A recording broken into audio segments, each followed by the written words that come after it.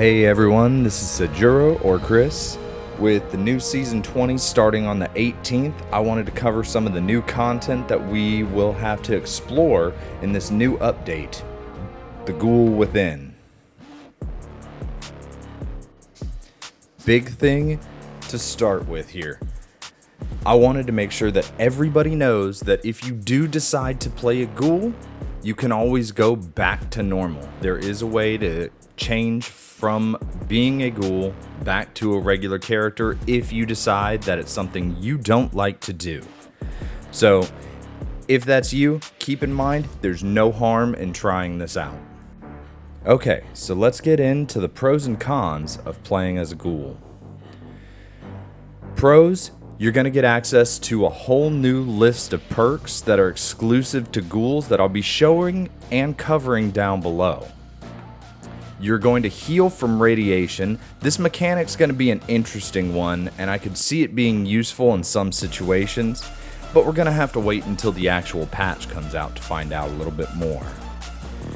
You can use radiation to activate new abilities and perks based off of the perks that you've selected below.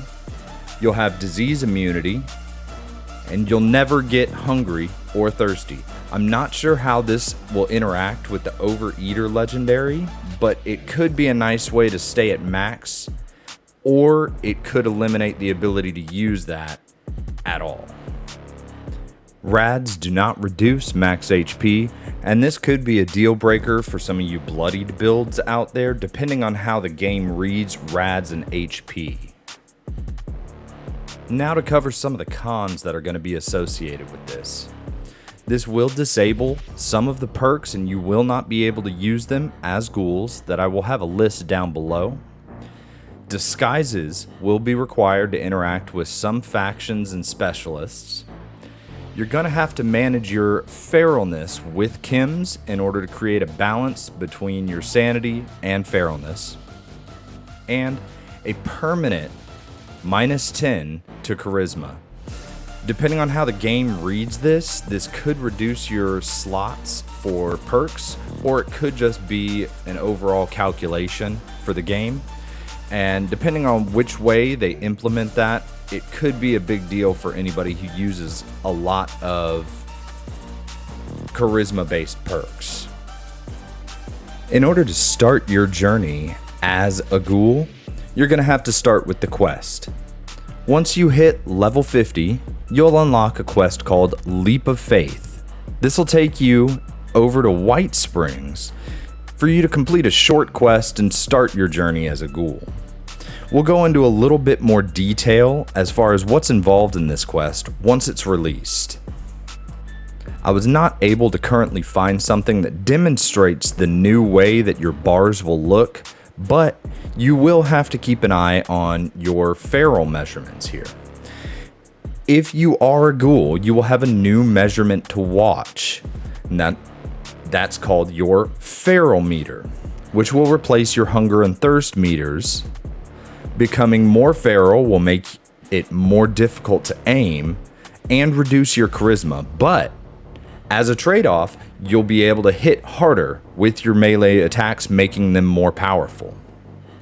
As a ghoul, your other resource is going to be Glow. Glow is a green pattern over your health bar.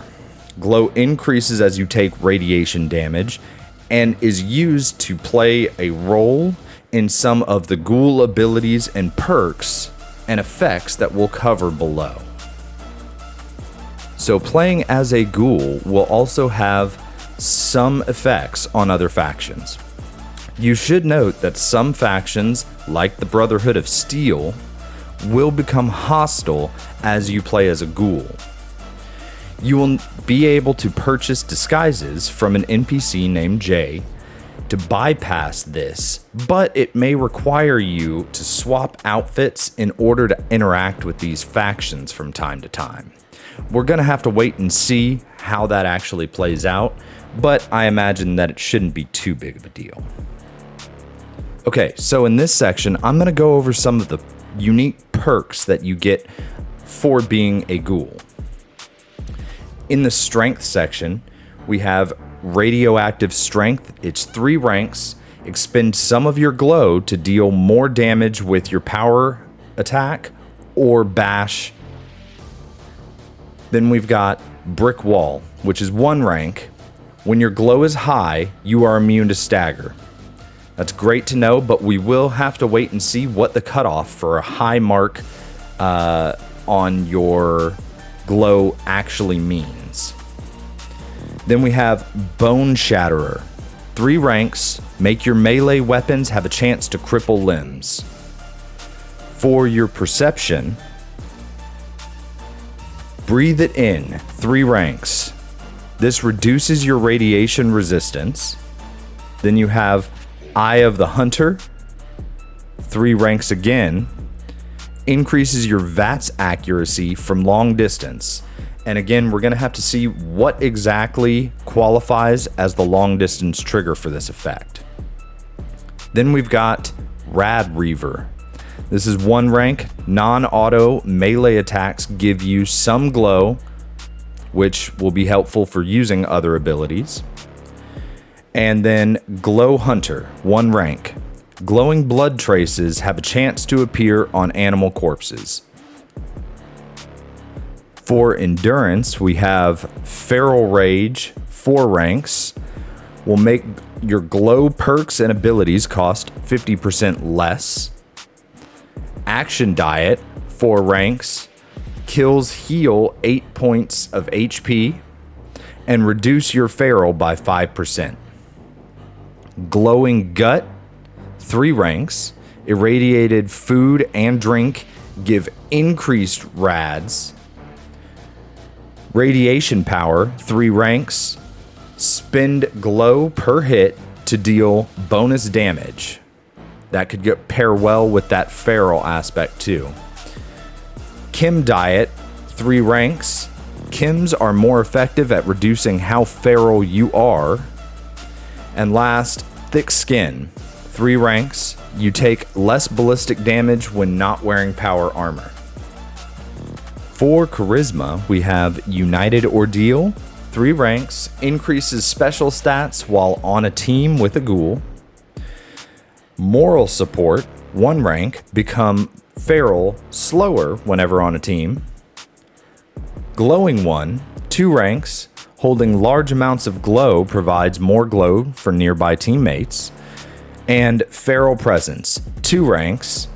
While feral, your attacks reduce the target's damage output. For Intelligence, we have Mad Scientist, 3 ranks. Energy weapons spin glow per attack to deal increased damage. This could be pretty good, especially depending on how all of the glow works. Then we have Science Monster, 3 ranks. When you have glow, deal more damage after getting hit.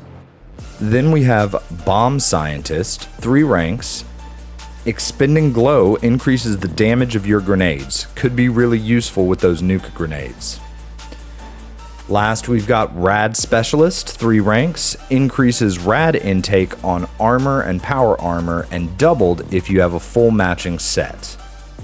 For Agility, Jaguar Speed, 2 ranks. Sprint fast when glow is high. Action Ghoul. Glow makes you regenerate AP faster. Gun Tricks, 3 ranks. Reload weapons faster. This just says weapons and not a particular type, so this could affect all reload times.